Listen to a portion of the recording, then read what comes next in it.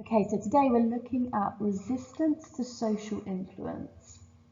So far we've spoke about the types of conformity, how we explain why it happens.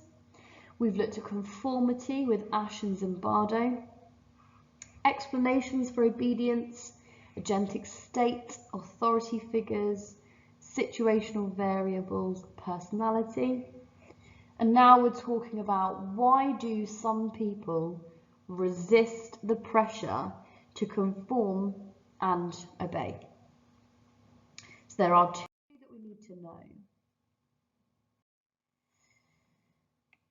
So in Ash's study, we had 25% who didn't conform.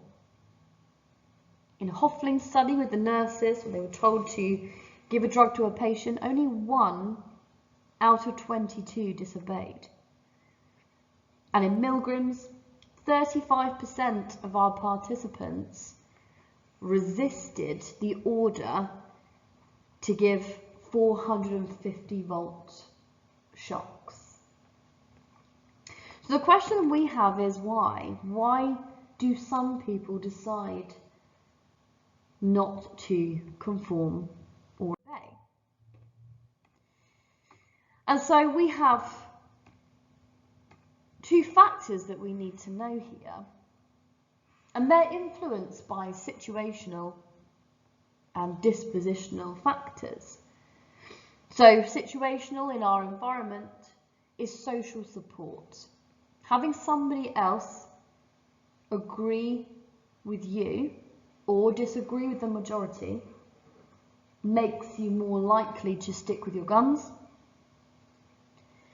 And dispositional, so personality-wise, if you believe that you are in charge of your life, or if you believe that other forces are acting on your life, fate, destiny, luck,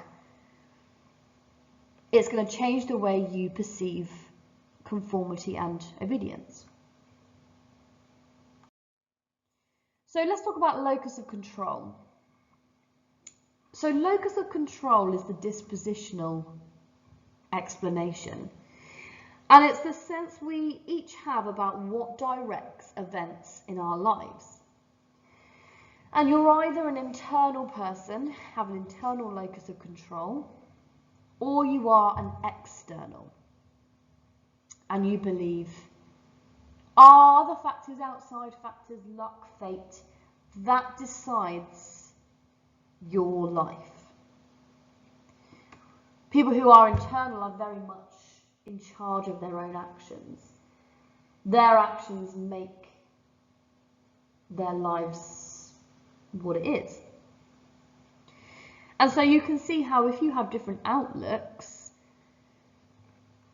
you're going to have different levels of conformity.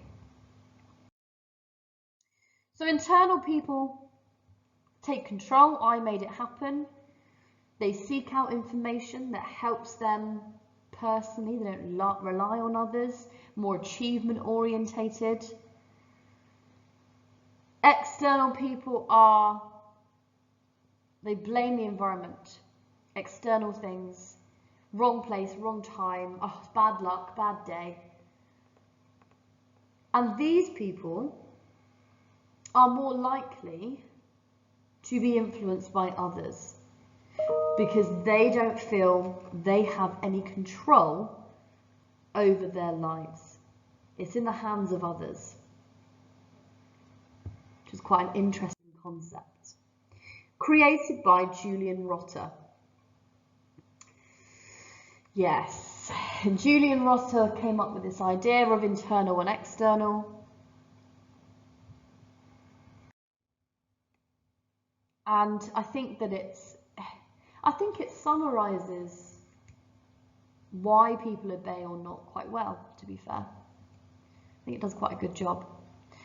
So Amanda doesn't bother applying for the position. She's not popular enough to win. She's external.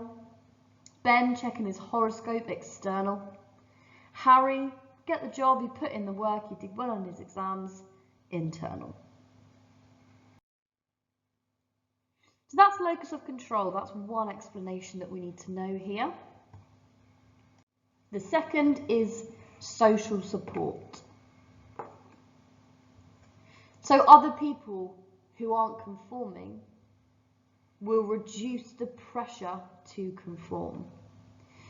Now, we've seen that in Ash's study, the effect of a dissenter, somebody else who agrees with you, conformity reduced. And we've seen it in obedience with Milgram. So when a Confederate joins the participants and also just disobeyed the instructions and said, no, we're not continuing, obedience fell to 10%. So it's not copying disobedience, but copying the behaviour. If someone else is on your side and agrees with you, you're going to feel comfortable or less awkward, less pressure. Now, beautifully for AO3, we can already talk about two studies that we've looked at. Like I said, with Ash, in the variation when one of the Confederates gave the right answer, conformity dropped to 5%. And like I said, in Milgram, a real participant was paired with two Confederates.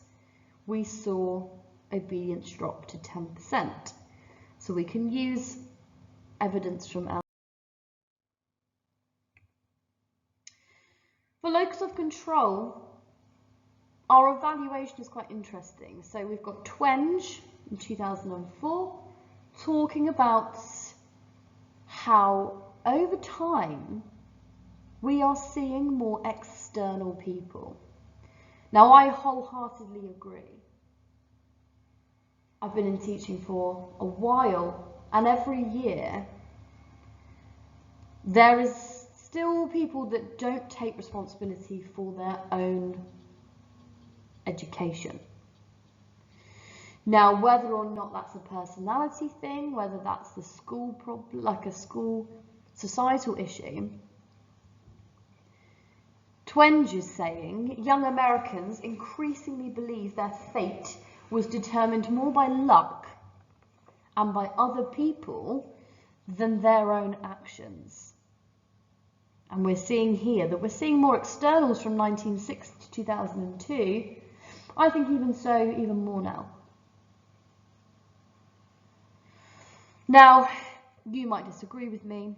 There might be a difference between boys and girls. There might be a difference between age groups.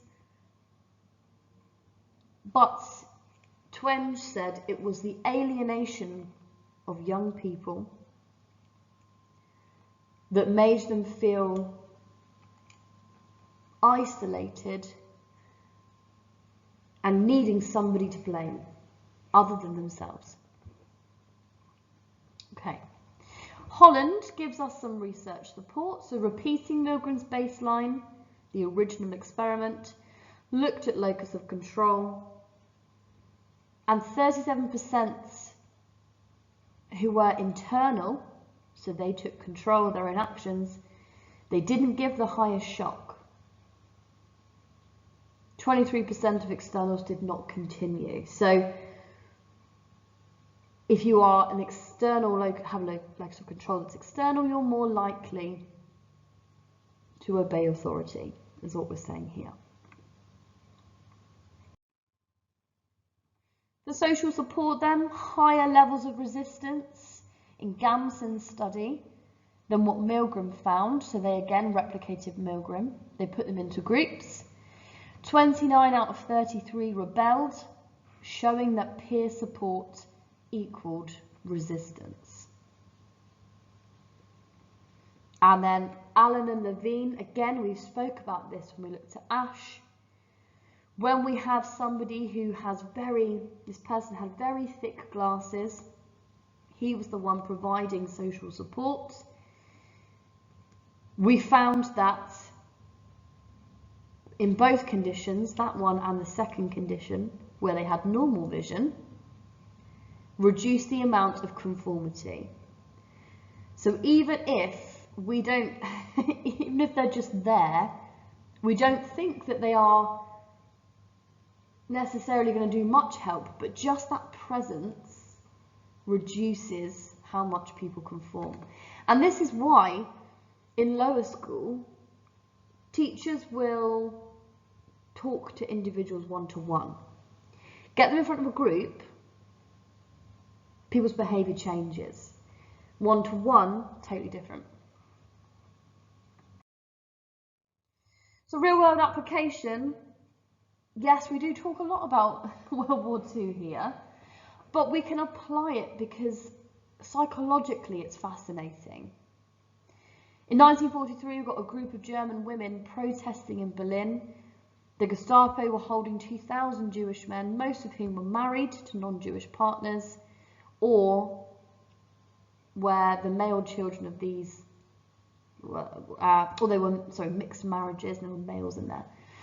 The Gestapo agents threatened to open fire if the women didn't disperse and split up. They demanded the release of their husbands, and the male Jews were set free. So rallying together, having more people present, majority over minority.